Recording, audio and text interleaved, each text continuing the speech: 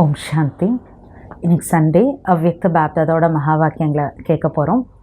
இன்றைய அவ்யக்த முரளியில் பாப்தாதா ஒவ்வொரு குழந்தைகளையும் பாப்தாதாவுடைய அன்பு மற்றும் ஸ்நேகத்தில் மூழ்கி இருக்கக்கூடிய நிலையை பார்க்குறார். ஒவ்வொரு குழந்தையும் பாபாவுடைய அந்த அன்பில் பிரகாசமாக ஒளி வீசிகிட்ருக்காங்க. எல்லா குழந்தைகளுமே அன்புங்கிற விமானத்தில் வந்துட்டீங்க இல்லையா அப்படின்றார். அடுத்ததாக பாப்தாதா சொல்கிறாங்க, கோல்டன் உலகத்துக்கான ஒரு பரிசை பாப்தாதா ஒவ்வொரு குழந்தைகளுக்கும் கொடுத்துட்டேன்றார். ஸோ அப்படிப்பட்ட அந்த கோல்டன் உலகம், அதாவது சத்தியுகத்துக்கான அதிகாரியாக நான் இருக்கிறேன் அப்படிங்கிற அந்த ஒரு ஆன்மீக போதை நஷால குழந்தைகள் நம்ம இருக்கோம் தானே அப்படின்றார். மேலும் பாபா குழந்தைகளுக்கு கட்டளையிடுறார், இப்படிப்பட்ட அந்த கோல்டன் உலகத்தை பற்றிய ஒரு செய்தியை உலகத்தில் இருக்கக்கூடிய எல்லா ஆத்மாக்களுக்கும் சொல்லி அவங்களுக்கும் இந்த கிஃப்டை கொடுக்கணும். ஏன்னா இந்த மாதிரி ஒரு கிஃப்ட்டு பாபாவை தவிர வேறு யாராலையுமே கொடுக்க முடியாது அப்படின்றார். பாபா சொல்கிறாங்க, இது ஏன் நம்ம செய்யணும் அப்படின்னா, உலகத்தில் இன்றைக்கி நாலாபுறத்தில் இருக்கக்கூடிய ஆத்மாக்கள் துக்கம் அசாந்தியில் இருக்காங்க. அது அதிகமாயிட்டே போயிட்டுருக்கு. மேலும் நாலாபுறத்தில் ஒவ்வொருத்தருக்குமே பயமும் கவலையும் இன்றைக்கி இருந்துகிட்டே இருக்குது. ஸோ இப்படிப்பட்ட நேரத்தில் குறைந்தபட்சம் இந்த மெசேஜாவது கண்டிப்பாக எல்லாருக்குமே கொடுக்கணும். அதாவது இப்போ நம்முடைய அப்பா வந்துட்டார், அவர்கிட்டருந்து அழிவற்ற ஆஸ்திக்கான அதிகாரியாக ஆகுங்க அப்படிங்கிற இந்த செய்தியாவது நம்ம கொடுக்கணும். நம்ம பல பேருக்கு பாபாவுடைய செய்தியை கொடுத்து சேவை பண்ணிட்டு தான் இருக்கோம்.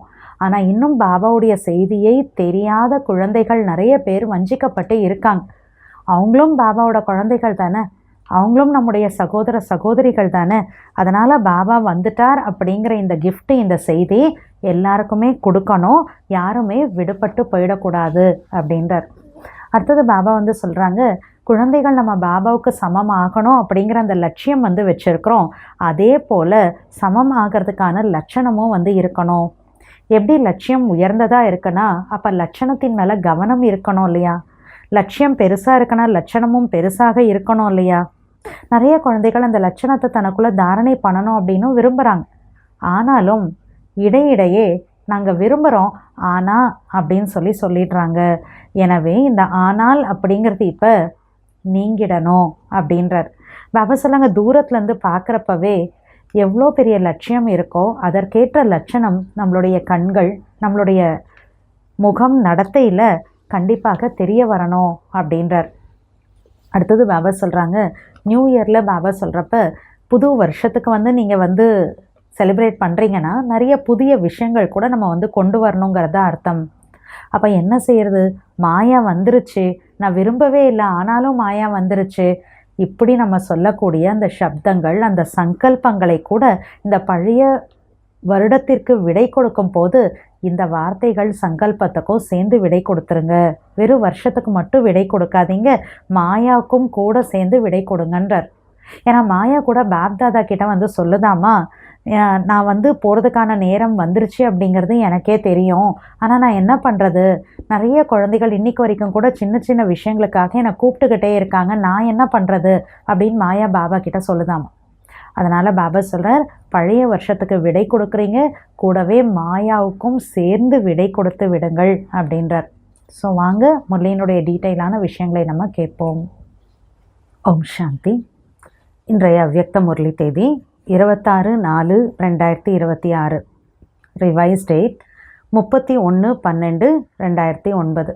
நியூ இயர் முன்னிட்டு பாப்தாதா சொன்ன மகா வாக்கியங்களை கேட்க போகிறோம். முரளியினுடைய தலைப்பு, புது வருடத்தில் அனைத்து ஆத்மாக்களுக்கும் செய்தியை கொடுத்து பொன்னான உலகத்தின் பரிசை கொடுங்கள். தந்தைக்கு சமமாக ஆகுவதற்காக ஆத்ம அபிமானியாக இருக்கும் இயல்பை இயற்கையானதாக ஆக்குங்கள். நியூ இயரில் எல்லா ஆத்மாக்களுக்கு பாபாவோட மெசேஜ் கொடுத்து புது உலகம், கோல்டன் வேர்ல்டுக்கான கிஃப்ட் அவங்க எல்லாருக்கும் கொடுங்க. பாபாவுக்கு சமமாக ஆகணும் அப்படின்னா ஆத்ம அபிமானியாக ஆகிறத தன்னுடைய நேச்சராக இயற்கையான சுபாவமாக ஆக்கிக்கோங்க அப்படின்றார். இன்று பாப்தாதா ஒவ்வொரு குழந்தையையும் பாப்தாதாவின் அன்பு மற்றும் ஸ்நேகத்தில் மூழ்கி இருக்கும் நிலையில் பார்த்து கொண்டிருக்கிறார். ஒவ்வொரு குழந்தையும் பரமாத்மா மீது கொண்ட அன்பில் பிரகாசித்து கொண்டிருக்கிறார்கள். அனைத்து குழந்தைகளும் அன்பெனும் விமானத்தில் வந்துவிட்டீர்கள். பொதுவாக நீங்கள் புத்தாண்டு கொண்டாட வந்திருக்கிறீர்கள். ஆனால் உங்கள் அனைவரின் கண்களிலும் என்ன தென்பட்டு கொண்டிருக்கிறது? In general new year celebrate பண்ண வந்திருக்கீங்க. ஆனால் உண்மையில் உங்களுடைய கண்ணில் என்ன தெரியுது? புது வருடம், புத்தாண்டு என்பது ஒரு காரணம் மட்டுமே. ஆனால் உங்கள் அனைவரின் கண்களிலும் எதற்கான உற்சாகம் இருக்கிறது? 3 விஷயங்களுக்கான வாழ்த்துக்கள் கொடுக்கப்படுகின்றது. 1, உங்களது புதிய வாழ்க்கைக்கான வாழ்த்து. 2வது, புதிய யுகத்திற்கான வாழ்த்து. 3வது, குடும்பம் மற்றும் தந்தையுடனான சந்திப்பிற்கான வாழ்த்து. மதுபன் போகிறோன்னா பாபாவை பார்க்குறோம், ஈஸ்வரிய பரிவாரம் மீட் பண்ணுறோம். உங்கள் கண்களில் என்ன சுழன்று கொண்டிருக்கிறது? உங்களுடைய புதிய யுகம் உங்கள் முன்னால் வந்து கொண்டிருக்கிறது தானே? புதிய யுகம் வந்துவிட்டது என்ற உற்சாகம் உங்கள் உள்ளத்தில் வந்து கொண்டிருக்கிறது. புதிய யுகத்தின் பிரகாசமான ஆடை இத்தனை தெளிவாக உங்கள் முன்னால் தெரிகிறது.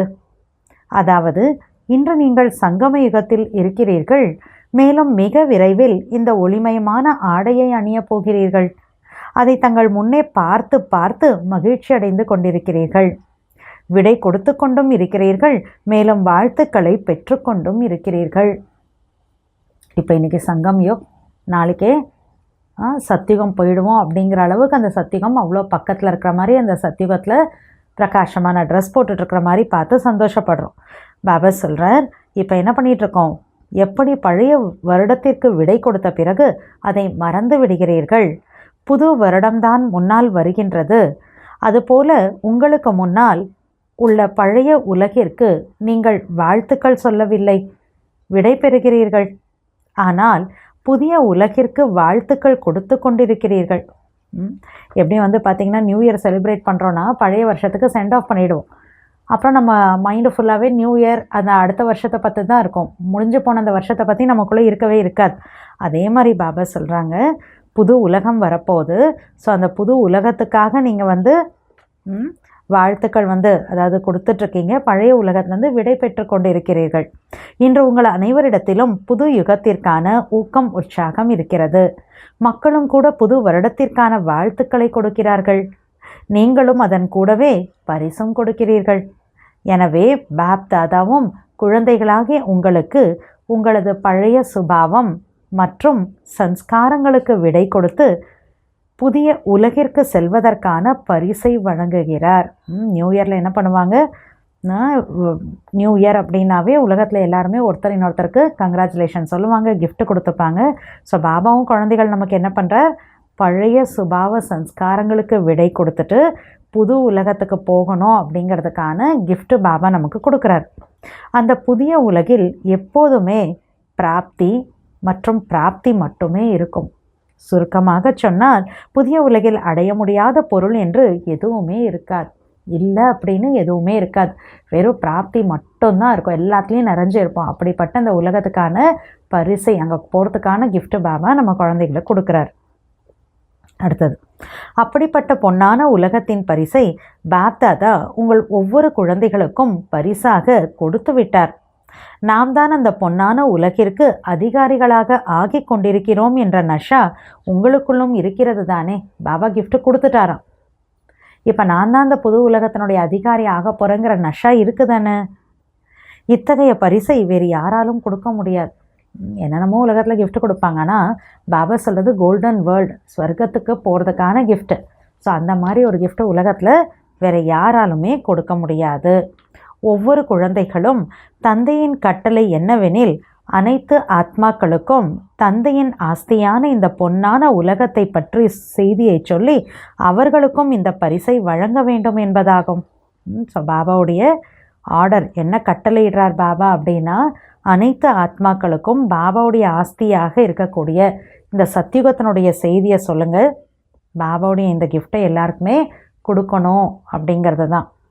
உங்களிடம் எப்படிப்பட்ட பரிசுகள் இருக்கின்றன? ஒன்று புதிய உலகத்திற்கான பரிசு, மற்றொன்று உங்களிடம் பல பொக்கிஷங்கள் இருக்கின்றன.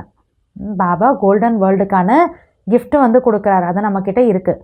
ஆனால் இன்னொன்று பாபா சொல்கிற நம்மக்கிட்ட இருக்கா, நிறைய பொக்கிஷங்கள் நம்மக்கிட்ட இருக்குன்றார். குணங்களின் பொக்கிஷம், சக்திகளின் பொக்கிஷம், சுய கௌரவத்தின் பொக்கிஷம் என எத்தனை பொக்கிஷங்கள், எவ்வளோ நிறைய இருக்கா. குணங்கள், சக்திகள், சுய கௌரவம்னா பாபா ஸ்வமான்னு சொல்கிறார். அந்த மாதிரி எவ்வளோ பொக்கிஷங்கள் குழந்தைகள் நம்மகிட்ட இருக்குது. எனவே அனைவருக்கும் ஏதாவது ஒரு குணத்தையோ சக்தியையோ பரிசாக வழங்குங்கள்.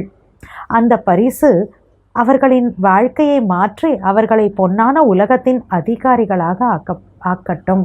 ஸோ குணங்கள், சக்திகள் நமக்கு பாபா த்ரூ கிடச்சிருக்கக்கூடிய ஸ்வமான். ஸோ இந்த எல்லா பொக்கிஷத்தையும் நம்ம மற்றவங்களுக்கு இதில் ஏதாவது ஒன்று கிஃப்டாக நம்ம கொடுத்துட்டே இருக்கணுமா. ஸோ இதை கிஃப்டாக கொடுக்குறப்ப யார் அதை ரிசீவ் பண்ணி எடுத்துக்கிறாங்களோ அவங்க தன்னுடைய வாழ்க்கையை மாற்றி அமைப்பாங்க. அவங்களும் சத்தியுகத்துக்கு வர்றதுக்கான கிஃப்ட்டை எடுத்துகிட்டு அதிகாரியாக சொர்க்கத்தில் ஆகுவாங்கன்ற பாபா. ஏனெனில் இன்று நாலாபுறமும் துக்கமும் அசாந்தியும் அதிகரித்து கொண்டிருப்பதை நீங்கள் பார்க்கிறீர்கள். நாலாபுறங்களிலும் ஒவ்வொருவருக்கும் பயமும் கவலையும் இருக்கிறது. துக்கம், அசாந்தி, பயம், கவலை இருக்குது. அப்படிப்பட்ட துக்கமான அசாந்தியான ஆத்மாக்களுக்கு குறைந்தபட்சம் இந்த செய்தியை அவசியம் கொடுங்கள். என்ன மெசேஜ் கொடுக்கணும்? அதாவது, இப்போது தந்தை வந்துவிட்டார், இனி அழிவற்ற ஆஸ்திக்கு அதிகாரியாக ஆகுங்கள் என்ற செய்தி. இப்போ அப்பா வந்துட்டாரு, அழிவற்ற ஆஸ்தி கொடுக்குறாரு, அந்த ஆஸ்திக்கான அதிகாரி ஆகுங்க. மினிமம் இந்த ஒரு குட்டி மெசேஜ் கண்டிப்பாக எல்லா துக்க அசாந்தியில் இருக்கக்கூடிய ஆத்மாவுக்கு கொடுக்கணுன்ற பாபா. இந்த செய்தியை நீங்கள் ஒவ்வொரு ஆத்மாவிற்கு கொடுத்து கொண்டிருந்தாலும் இப்போதும் கூட தந்தையின் குழந்தைகள் பலர் இந்த செய்தியை பெறாமல் வஞ்சிக்கப்பட்டிருக்கிறார்கள். நம்ம சேவை பண்ணுறோம், மெசேஜ் கொடுக்குறோம், ஆனால் நிறைய பேருக்கு இன்னும் கிடைக்கலன்றார் பாபா. பாபா மெசேஜ் கிடைக்கிறதுலேருந்து வஞ்சிக்கப்பட்டு இருக்காங்க. அவர்களும் கூட ஒரே தந்தையின் குழந்தைகள் தானே.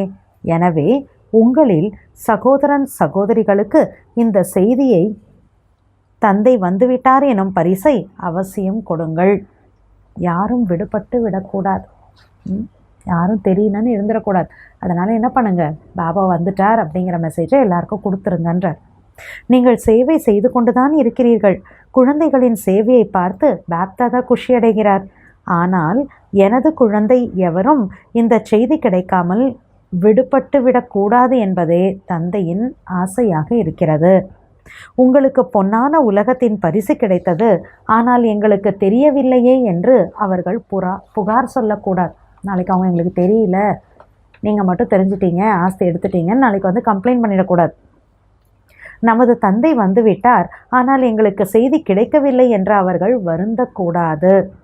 எனவே இந்த புத்தாண்டில் ஒன்று கூடி திட்டமிடுங்கள். எந்த ஒரு மூலையிலும் இருப்பவர்களுக்கும் இந்த செய்தி சென்றடைவதை உறுதி செய்யுங்கள். யாரும் விடுபட்டு விடக்கூடாது. அவர்கள் குறை கூறுவதற்கு பதிலாக மகிழ்ச்சி அடைந்து நமது தந்தை வந்துவிட்டார் என்பதை அறிந்து கொள்ளட்டும். வஞ்சிக்கப்பட்டு இருந்துவிடக்கூடாது. உங்களுக்குள்ள ஒன்றா சேர்ந்து பிளான் பண்ணுங்க, எல்லாருக்குமே பாபா மெசேஜ் கிடச்சிடணும். எனவே இந்த புது வருடத்தில் என்ன செய்வீர்கள்? அனைவரும் தங்களுக்குள் ஒன்றிணைந்து ஒரு திட்டத்தை உருவாக்குங்கள். ஒரு பிளானிங் கிரியேட் பண்ண சொல்கிறார்.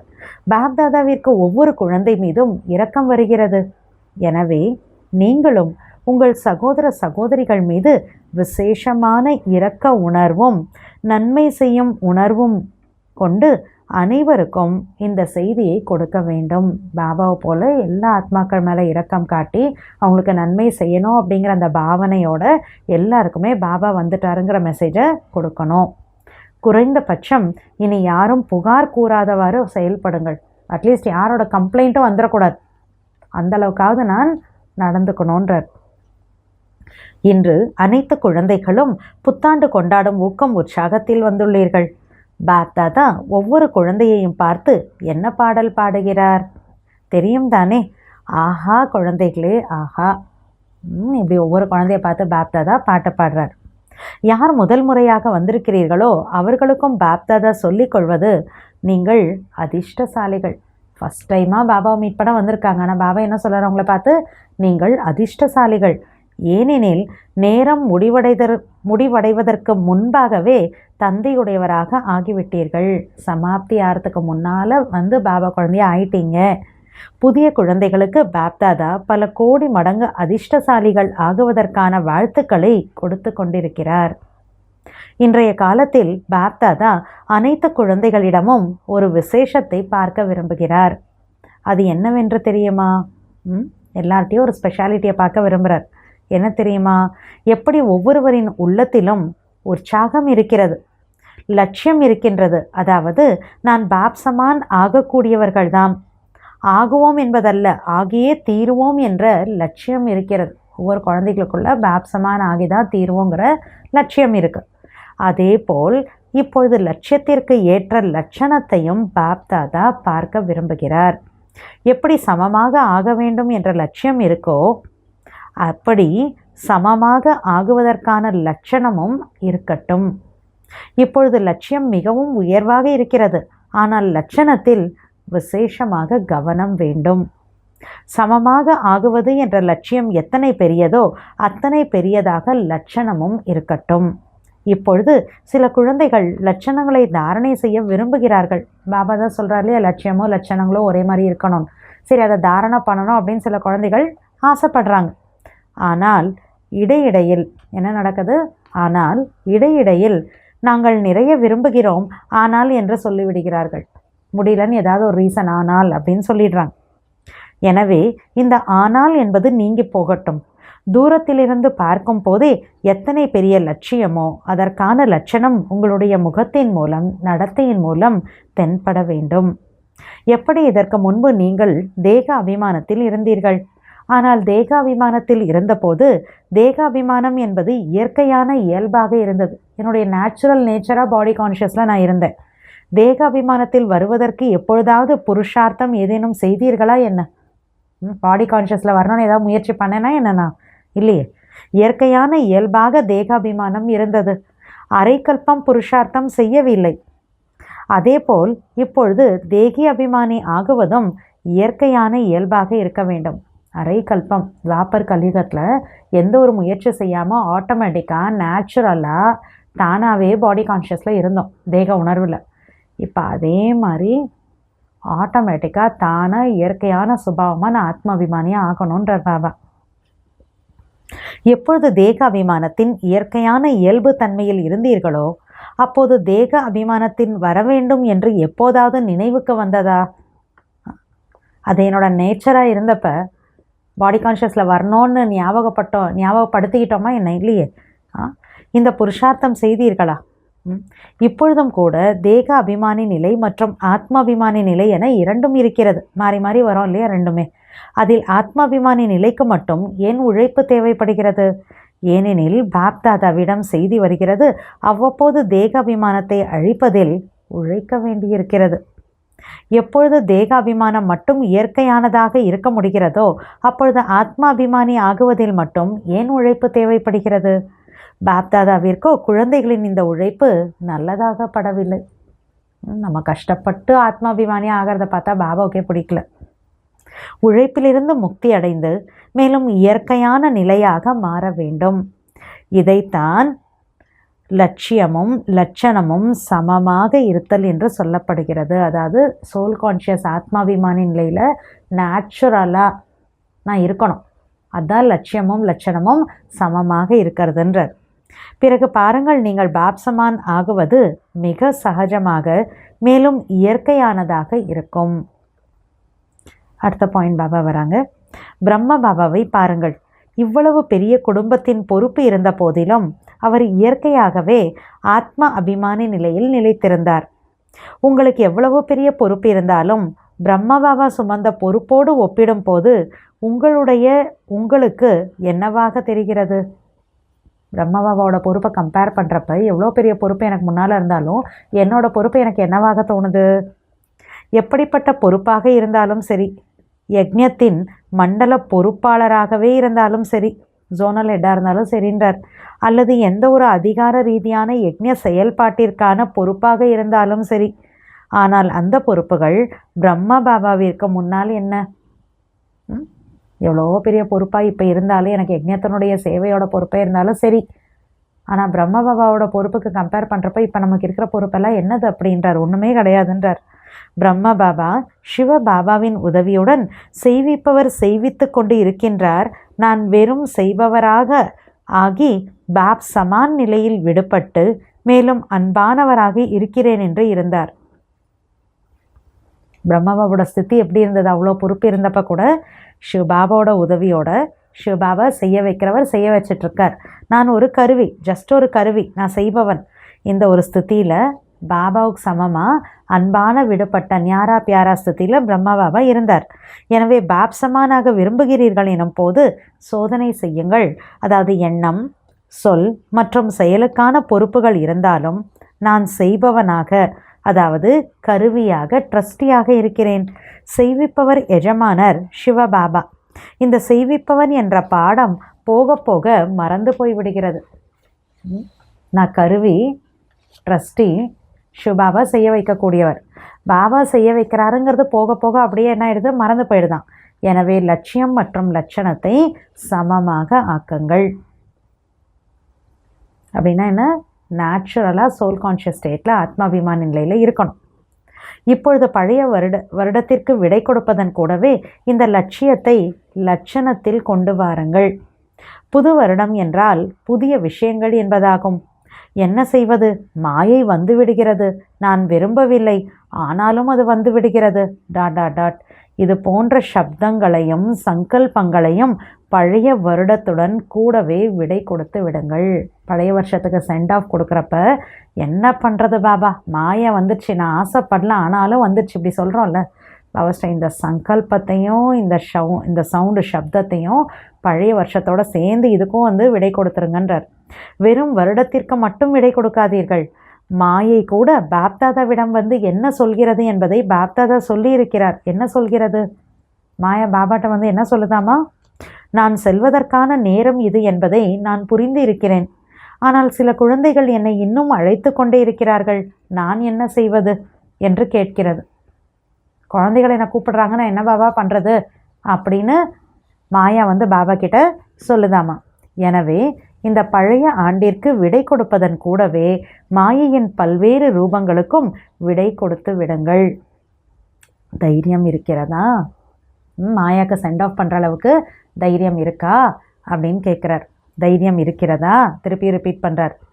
கைகளை உயர்த்துங்கள். விடை கொடுப்பதற்கான தைரியம் இருக்கிறதா? பின்னால் அமர்ந்திருப்பவர்களுக்கு தைரியம் இருக்கிறதா? யாருக்கெல்லாம் தைரியம் இருக்கிறதோ அவர்கள் கைகளை உயர்த்துங்கள். உங்களுடைய இந்த தைரியத்திற்காக பாப்தாதா பல கோடி மடங்கு வாழ்த்துக்களை கொடுக்கிறார். ஏன் பாப்தாதா இதற்கு இந்த அளவிற்கு அழுத்தம் கொடுக்கிறார்? எது? லட்சியம் மற்றும் லட்சணம் ரெண்டையுமே ஈக்குவல் ஆக்கணுன்றார் இல்லையா? அதுக்கு அவ்வளோ ஃபோர்ஸ் ப்ரெஷர் பாபா கொடுக்குறாரு. ஏன் கொடுக்குறாரு? ஏனெனில் உலகத்தின் நிலைமை மிகவும் வேகமாக மோசமடைந்து வருவதை நீங்கள் பார்க்கிறீர்கள். ரொம்ப ஃபாஸ்ட்டாக கீழான நிலையில் உலகம் போயிட்டே இருக்கிறத நம்ம பார்க்குறோம். எல்லாம் திடீரென்று நடக்கும் என்று பாப்தாதா நீண்ட காலமாக சொல்லி கொண்டிருக்கிறார். ஆல் ஆஃப் அ சடன் திடீர்னு நடக்கும். திடீரென்று தான் நடக்கும் என்று சொல்லும் போது ஒருவேளை நீண்ட கால பயிற்சி இல்லையெனில் நீங்களே சொல்லுங்கள், திடீரென்று நடக்கும் போது பயிற்சியின் அவசியம் தேவைதானே? லாங் டேர்ம் எஃபர்ட் வேணும்ல ஆல் ஆஃப் அ சடன் நடக்கும்னா. பாப்தாதா ஒரு வீட்டு பாடம் கொடுத்திருந்தார். ஹோம்ஒர்க் கொடுத்ததை பாபா ஞாபகப்படுத்துகிறார் பாருங்க. ஒரு நாளைக்கு மொத்தம் 24 முறை தலா 10 நிமிடங்கள் பயிற்சி செய்ய வேண்டும். இது பாபா ஆல்ரெடி ஹோம்ஒர்க் கொடுத்திருந்தார். ஆனால் அநேக குழந்தைகளுக்கு இது கடினமாக இருந்து வருகிறது. பாபா கொடுத்த ஹோம்ஒர்க் பண்ணுறது கஷ்டமாக இருக்குது. யோசித்து பாருங்கள். உங்களால் இப்போது 10 நிமிடம் பயிற்சி செய்ய முடியவில்லை என்றால் அந்த திடீர் நேரத்தில் லாஸ்டில் வினாஷ் டைமில் திடீர் நேரத்தில் நீங்கள் என்ன செய்வீர்கள்? இப்போ பாபா சொன்ன ப்ராக்டிஸை 10 மினிட்ஸ் என்னால் செய்ய முடியல, லாஸ்ட்டில் வினாஷ் டைமில் நான் என்ன பண்ண முடியும்? அந்த மாதிரி திங்க் பண்ணி பாருங்கன்ற பாபா. 24 முறையும் பயிற்சி செய்ய நேரம் குறைவாக இருக்கலாம் என்பதை பாப்தாதா அறிவார். ஆனால் இது ஒரு முயற்சியே. கஷ்டமாக இருக்கும்னு பாபாவுக்கு டைம் கம்மியாக இருக்கும், குழந்தைகளுக்கு பத்தாதுன்னு தெரியாதா என்ன? பாபாவுக்கு தெரியும். ஆனாலும் பாபா இது ஒரு முயற்சியே. 10 நிமிடம் ஒரே நினைவில் உங்களால் எப்போது வேண்டுமானாலும் எப்படி வேண்டுமானாலும் நிலைத்திருக்க முடிகிறதா என்று சோதித்து பாருங்கள். 10 மினிட்ஸ் ஒரு சங்கல்ப் எடுத்துட்டா சொன்னான்னா அதுலேயே அப்படியே அந்த தாட்டில் 10 மினிட்ஸ் என்னால் கண்டினியூஸாக இருக்க முடியுதான் செக் பண்ணி பாருங்கன்றார்.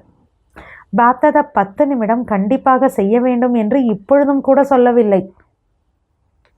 பாபா எவ்வளோ குழந்தைகளோட நிலைமையை புரிஞ்சுக்கிட்டு எவ்வளோ பாபா கன்வின்சிங்காக செய்கிற மாதிரி நமக்கு சொல்கிறார் பாருங்கள். 10 நிமிடம் கண்டிப்பாக செய்ய வேண்டும் என்று இப்பொழுதும் கூட சொல்லவில்லை. உங்களால் 10 நிமிடம் முடியாவிட்டால் 5 நிமிடங்கள் செய்யுங்கள். பிறகு அதை 6 அல்லது 7 நிமிடங்களாக மெல்ல மெல்ல அதிகரியுங்கள். உங்களால் எவ்வளவு முடியுமோ அவ்வளவு முயற்சி செய்யுங்கள். பாப்தாதா அவரே சொல்கிறார், இதில் அப்படிப்பட்ட விஷயம் எதுவும் இல்லை. 10 மினிட்ஸ் கன்ஃபார்மாக 10 மினிட்ஸ் பண்ணி தான் ஆகணும் அப்படின்னு கட்டாயம் அப்படின்லாம் பாபா அந்த மாதிரி எதுவும் சொல்லலை. 10 நிமிடம் அதிகம் என்று தோன்றினால் பாபா என்ன தெரியுமா சொல்கிறாரு? 8 அல்லது 9 நிமிடங்கள் செய்யுங்கள். எவ்வளவு அதிகமாக பயிற்சி செய்ய முடியுமோ அந்த பழக்கத்தை ஏற்படுத்தி கொள்ளுங்கள். ஏனெனில் நீண்டகால வரதானத்தை இப்போதுதான் நடைமுறையில் பெற முடியும். இப்போது நீண்டகால பயிற்சி இல்லை என்றால் அரை கல்பத்திற்கான அந்த நீண்டகால பலனை பெறுவதில் வித்தியாசம் ஏற்பட்டுவிடும்.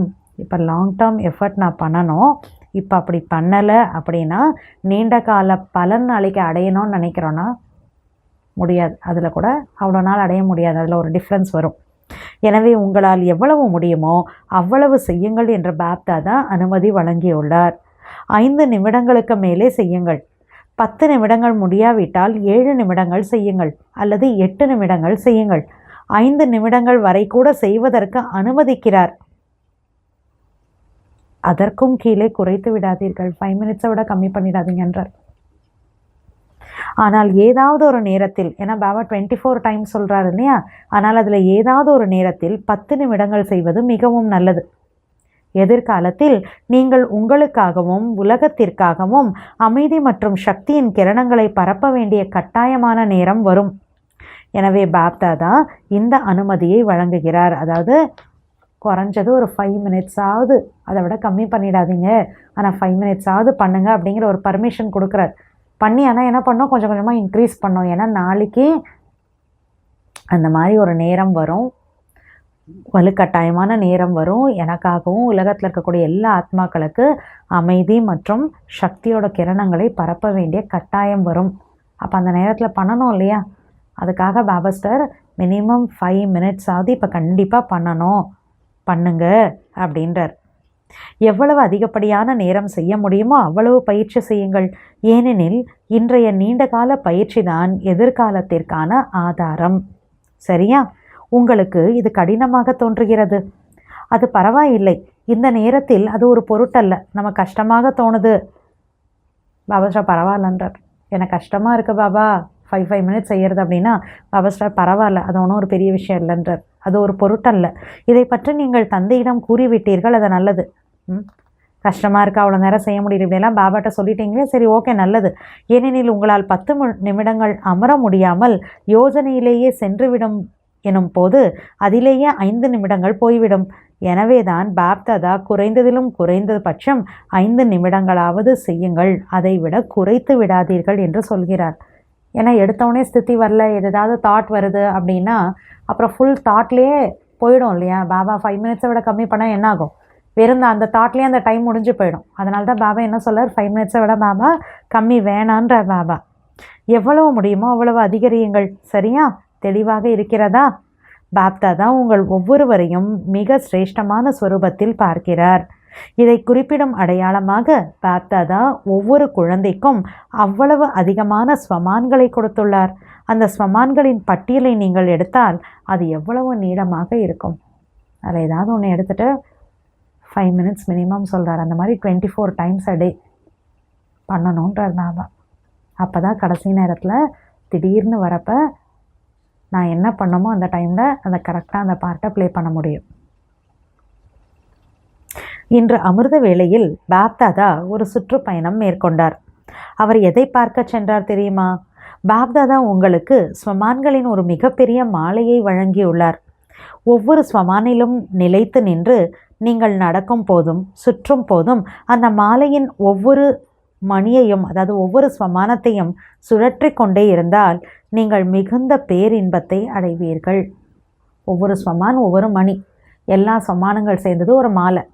ஸோ நடக்கிறப்ப சுற்றுறப்ப என்ன பண்ணுவாங்க, மாலையில் மணியை உருட்டுவாங்க. ஸோ நடக்கிறப்ப ஒவ்வொரு ஸ்டெப் வைக்கிறப்ப என்ன பண்ணுமா, ஒவ்வொரு ஸ்வமானத்தை ஞாபகம் பண்ணிகிட்டே இருக்கணுமா. பாபா சொல்கிறார், அப்படி பண்ணீங்க அப்படின்னா, பேசுகிறப்ப நடக்கிறப்ப அப்படி நினச்சி பார்த்தீங்க அப்படின்னா நீங்கள் ரொம்ப பேரின்பத்தை அடைவீர்கள். உங்களிடம் ஸ்வமானங்களின் ஒரு பட்டியல் உள்ளது. ஆனால் அந்த பட்டியலின் ஒவ்வொரு அம்சமும் எவ்வளவு மகத்தானது. ஸ்வமானோட லிஸ்ட்டில் ஒன்றொன்று கூட எவ்வளோ வேல்யூபிள் அது. மேலும் இதை உங்களுக்கு வழங்கியது யார்? ஸ்வமான் நம்ம கொடுத்தது யார்? சர்வசக்திவானாகிய தந்தை ஒவ்வொரு குழந்தைக்கும் அநேக ஸ்வமான்களின் பட்டியலை வழங்கியுள்ளார். நிறைய ஸ்வமானோட லிஸ்ட்டு ஒவ்வொரு குழந்தைக்கும் பாபா கொடுத்துருக்கார். அதை பயன்படுத்துங்கள். ஏனெனில் உங்களுடைய இந்த ஸ்வமானை குறைக்கக்கூடிய அதிகாரம் வேறு யாருக்கும் இல்லை. இவ்வளவு அதிகமான ஸ்வமான்கள் கொண்ட மாலை வேறு யாருக்கும் கிடைக்கவில்லை. சத்தியுகத்தில் உங்களுக்கு ராஜ்யபாகியம் கிடைக்கும். ஆனால் இந்த ஸ்வமானங்களின் மாலை சங்கம யுகத்தின் கொடையாகும் என்று பாப்தாதா பார்த்தார். சங்கம் யுகில் மட்டும்தான் ஸ்வமானத்தோட மாலை கிடைக்கும். சத்தியுகத்தில் ராஜ்யம் பண்ணுவோம், ஸ்வமானங்களோட மாலைலாம் கிடைக்காது. பாப்தாதா எப்போது குழந்தைகளை பார்த்தாலும் அவர்களை ஸ்வமானத்தின் நிலையில் தான் பார்க்கிறார். ஆஹா குழந்தையே ஆஹா, இப்படி நம்மளோட ஸ்வமானில் தான் பாபா பார்க்குறார். எனவே நான் யார் என்ற ஸ்வமானின் அதிகாரத்தில் நிலைத்திருங்கள். ஒவ்வொரு சூழ்நிலைக்கேற்ப அதற்கேற்ப ஸ்வமானங்களை தன் முன்னால் தாரணை செய்யுங்கள். மேலும் சோதனை செய்யுங்கள். என்ற அமிர்த வேளை எந்த ஒரு விசேஷமான ஸ்வமானை புத்தியில் வைத்தேனோ அதை பயன்படுத்தினேனா, அமிர்த வேளை ஒரு ஸ்வமானை கொண்டு வந்து வச்சு ப்ராக்டிஸ் பண்ணேன்னா ஃபுல் டே அந்த ஸ்வமானை நான் யூஸ் பண்ணேனா அப்படின்னு பார்க்கணும். அந்த ஸ்வமான் என்பது ஒரு பொக்கிஷம் தானே. ஏனெனில் பொக்கிஷத்தை வளர்ப்பதற்கான வழி, எவ்வளவு பொக்கிஷத்தை காரியத்தில் பயன்படுத்துகிறோமோ அவ்வளவு அதிகமாக அது வளரும். ஒன்று யூஸ் பண்ண தான் அது இன்க்ரீஸ் ஆகிட்டே வரும். ஸோ ஸ்வமானம் அவ்வளோ நிறைய பாபா கொடுத்துருக்கார். ஆனால் அந்த ஸ்வமானத்தை பயன்படுத்த அந்த ஸ்திதியில் நான் இருக்க தான் என்னாகும், பாபா சொல்கிறார், ஸ்வமானத்தினுடைய ஸ்திதி கூட உயரும்.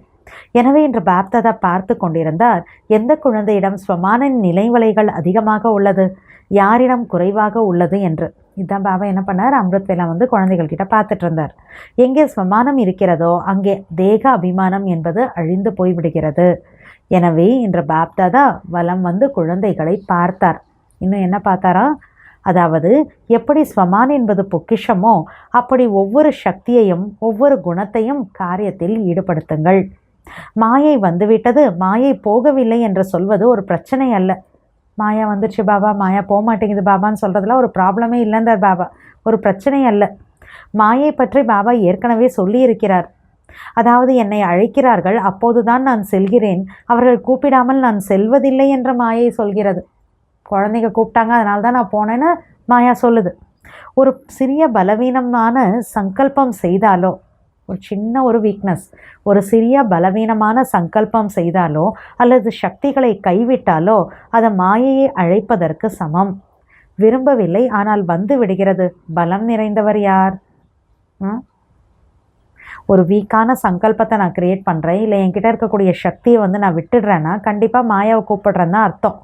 ஸோ பாபா சொல்கிறார், விரும்பலை வந்துருச்சு அப்படின்னா பலசாலி யார்? விரும்பவில்லை ஆனால் வந்து விடுகிறது எனில் மாயை பலம் நிறைந்ததா அல்லது நீங்களா? இந்த பழைய ஆண்டு நிறைவடைந்து புதிய ஆண்டிற்கான புதிய ஊக்கம், புதிய உற்சாகம் பிறக்கிறது. ஏனெனில் சங்கமயுகத்திற்கான மகிமை ஒவ்வொரு நாளும் உற்சாகம் நிறைந்த நாள், அதாவது உற்சவம். எனவே இந்த உற்சாகத்தை உறுதியாக வைத்து கொள்ளுங்கள். நடக்கும் போதும் பேசும் போதும் உங்களது சார்ட்டை சரி பார்க்கவும். சரி பார்த்தால்தான் மாற்றிக்கொள்ள முடியும். சரி பார்க்காவிட்டால் எப்படி மாற்ற முடியும்? ஏன்னா நான் செக் பண்ணி சார்ட்டில் பார்த்தா தானே சேஞ்ச் பண்ணுவேன். செக்கே பண்ணலன்னா எப்படி சேஞ்ச் பண்ணுவேன்? ஒவ்வொரு குழந்தைக்காகவும் இன்று பாப்தாதாவின் விசேஷ சங்கல்பம் என்னவென்றால், பழைய ஆண்டிற்கு விடை கொடுப்பது போல மாயாவுக்கும் விடை கொடுத்தாக வேண்டும் என்பதே. வீணான சங்கல்பங்களுக்கு விடை கொடுங்கள். ஏனெனில் அநேகரிடத்தில் வீணான சங்கல்பங்களே அதிகம் வருகின்றன. நிறைய வேஸ்ட் தாட்ஸ் தான் வருது. அதை சென்ட் ஆஃப் பண்ணுங்கன்றார். விகாரமான சங்கல்பங்கள் குறைவாக இருந்தாலும் வீணானவை அதிகம் உள்ளன. விகார தாட்ஸ் கம்மியாக இருக்குது, வேஸ்ட் தாட்ஸ் நிறையா இருக்குது. இனி வீணானவை என்ற அடையாளமே இருக்கக்கூடாது. ஒவ்வொரு சங்கல்பமும் சக்தி வாய்ந்ததாக இருக்க வேண்டும். வீணான சங்கல்பங்களால் நேரமும் வீணாகிறது. தந்தைக்கு சமமாக மாறுவதற்கான தூரமும் அதிகரிக்கிறது. வேஸ்ட் தாட் வரப்போ டைமும் வேஸ்ட் ஆகுது. பாப் சமான் ஆகக்கூடிய அந்த விஷயம் தூரமாக போயிடுது.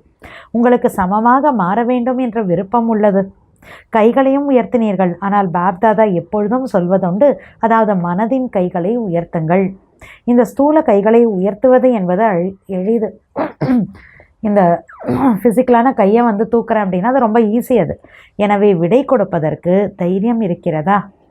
தைரியம் இருக்கிறதா? திரும்பவும் தான் கேட்குறார். மாயாவுக்கு விடை கொடுக்க சொல்கிறார் இல்லையா, வேஸ்ட் தாட்ஸ்க்கு விடை கொடுங்கன்றார் இல்லையா, அதுக்கு தைரியம் இருக்கா?